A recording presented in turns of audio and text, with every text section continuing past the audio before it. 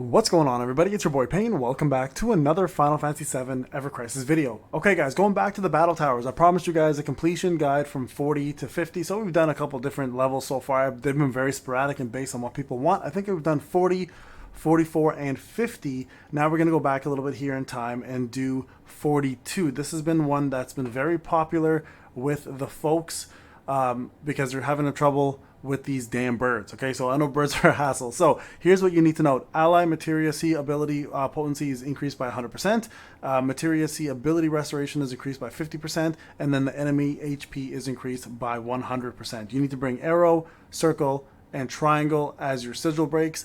And then these enemies here are going to do a couple different things. Immunities, magic defense down, uses wind elemental physical attacks, grants self wind potency up and physical resistance, and inflicts wind resistance down on self with Bluster's Veil. Physical attacks are effective against this enemy, so you want to bring someone like Tifa, Barret, or Cloud. Obviously, in this, magic attacks are effective for destroying sigils.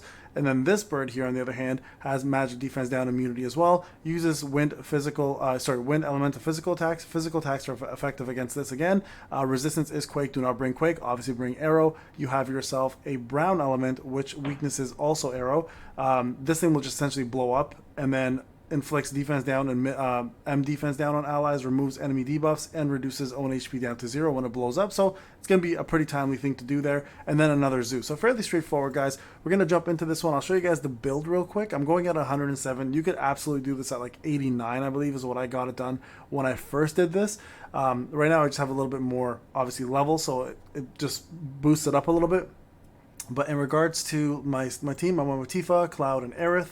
If you look at Tifa here, I'm running a level 1 sigil breaks and a level 1 arrow blow with leather gloves and Tiger Fang, the usual. I'm running somersault specifically so I don't have to run any of the summons that you guys may not have. I'm purposely lowering it down to just basic limit breaks. You guys can see my HP is 4,000. Physical attack is 1,200. Again, I'm holding everything back purposely. Sub equipment, I'm using 1,000 waves, torn wings for attack, and then just this here rage collar for attack as well. Very easy things to acquire. You should be able to get most of those through events if you've been playing the game actively. For Cloud here, we have stats of 4,700, 1,700 physical attack. He's running with just regular gear. His normal limit break with cross slash, Murasame at 6 stars, Buster Sword at 6 stars, level 1 sigil break, level 1 arrow, and then level 10 just sigil break for this one here to boost it. Okay, so sub equipment here: Parasol, Bald Eagle, and Stingray for physical attack, and a little bit of HP. And then lastly, Aerith here: Fairy Tail, Mithril Rod, level 1, level 5 arrow, Healing Winds, the gear that I chose in the beginning with the free voucher. And then you can see her HP is 4.7. We have Shiva's Blade for HP, and Ice Resist is useless here, but the HP is pretty good. We have Saw Bazooka for HP, and then lastly we have the Defender for heal, which I might actually end up getting up for further heal boost. But that's pretty much it. Stats-wise, 4.7. Healing is where it really counts, and that is the team at 107. Okay, so we're going to go ahead and start this battle, guys, and I'm going to show you guys how to tackle this with fair ease, okay? Now, the thing to remember is Aerith is going to be the key MVP to most of these fights, and also for Tifa to bring in debuffs, right? If you have a good debuffing Tifa, the fights become 10 times easier, right? And this is kind of the beauty of having Tifa on your team. It just makes things go much smoother and faster. So I'll run this on Semi. Don't have to run on Semi. It's pretty straightforward kill here, but let's go ahead and kill these guys off. Healing really not required. Just go ahead and focus on downing these guys. I'm going to go through right to the last boss. I think that's where really people have the most amount of problems with, is just fighting the last boss. Now this right here, this brown element, is what you want to focus on. Get it down. It'll do a debuff on the opponent, as well as when it does blow up, it offers you a little bit of DPS right there on the boss as well too, right? So keep that in mind. So here we go. Just focus on this for now.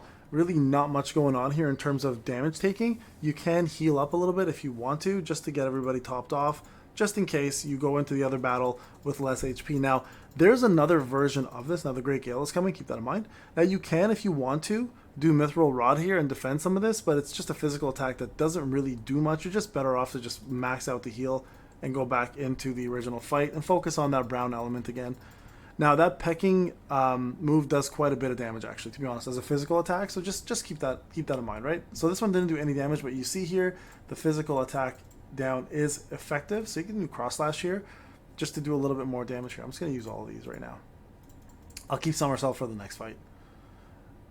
But there you go, 9.91, right? Could have been 10k if I did somersault. Obviously would have increased the limit break, but there we go. Everyone's almost topped off, and you could go back here into just attacking and killing this zoo. So this zoo is fairly straightforward. Really not much in terms of strategy here. We'll switch now to the real strategy against the bosses. Now remember, there's a second version here of these two guys, and they're much tougher, obviously. So just remember, focus on taking one out.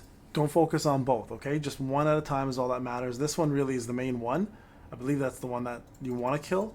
I think this one actually even ends a fight. I have to remember, but it's been a while since I've done this. I think I remember one of them actually ending the fight early. So let's just keep going. Save a heal for this part, just in case somebody gets hit really hard. Heal up.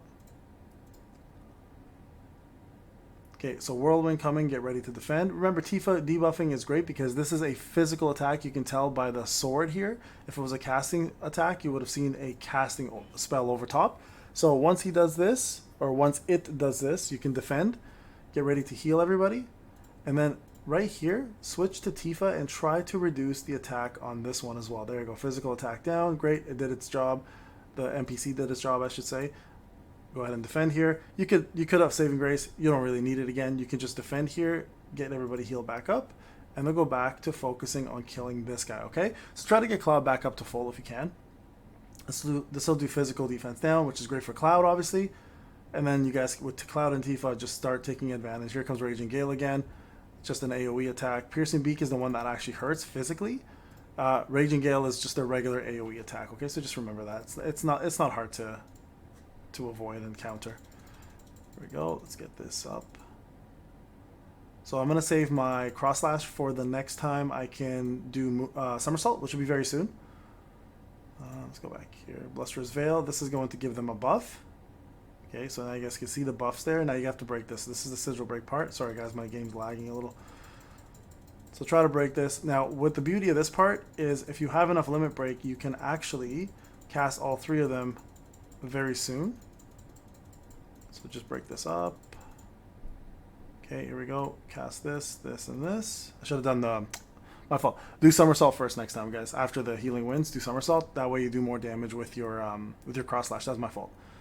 See that right there could have done way more if somersault had connected first. Would have been defense, physical defense down, and then so that was my mistake for doing that.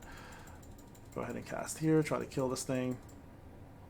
So again, it's just a matter of stance dancing, right? And just keeping up your heals. I know a lot of folks are a little upset at the fact that every content creator has Fairy Tail, and you guys think it makes the fight easier. What I might do is I'm debating on this. Is just how much time I have in my hands, right? I'm running 2 accounts already as it is. I may create a brand new account with no Fairy Tail and maybe just Matt's prime number. Now the reason why I'm okay with doing that is the fact that prime number is the equivalent to Fairy Tail, and I've been telling a lot of folks who have just started the game, if you have just begun the game, honestly, your best bet might just be to re-roll for a proper setup and proper account rather than suffering with no AoE heals. Because I'm telling you now, guys, it makes such a massive difference when you have the proper setup and heal spec for your account.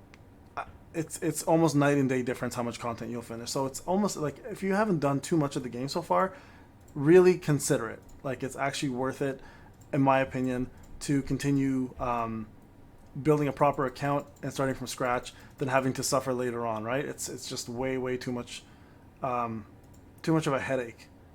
Hold on, sorry guys. I didn't realize Aerith was almost like no HP left. Been talking, didn't realize the HP drop. My fault. Okay, so there you go. So that kills him. So you just have to kill that one. So focus on this one. Once you kill it, it's over. The fight is done. And there you guys have it. There's floor... What floor was that? I don't know what that was. Floor 42, I believe we said, right? So now we've done 40, 42, 44, and 50. And hope the... there's 42. You can see no EXP for me, obviously, but if you have not been doing these floors, you actually will gain EXP, so definitely do them. I got no rewards for it, but that's fine. The purpose was to give you guys a guide. So you guys have it. Again, this can be done at like, I think I did it at 89, maybe even less, to be honest with you guys, originally. So don't fret if your CP's low. Just focus on getting yourself a couple things, the proper sigil breaks, get yourself arrow or arrow blow, Make sure you bring a physical attack debuffer, whether it's D-Brave or Tifa. And then lastly, just put out the proper amount of DPS and stance dance when you have to. Alright guys, this is Payne. I'll talk to you guys in the next one. Take care.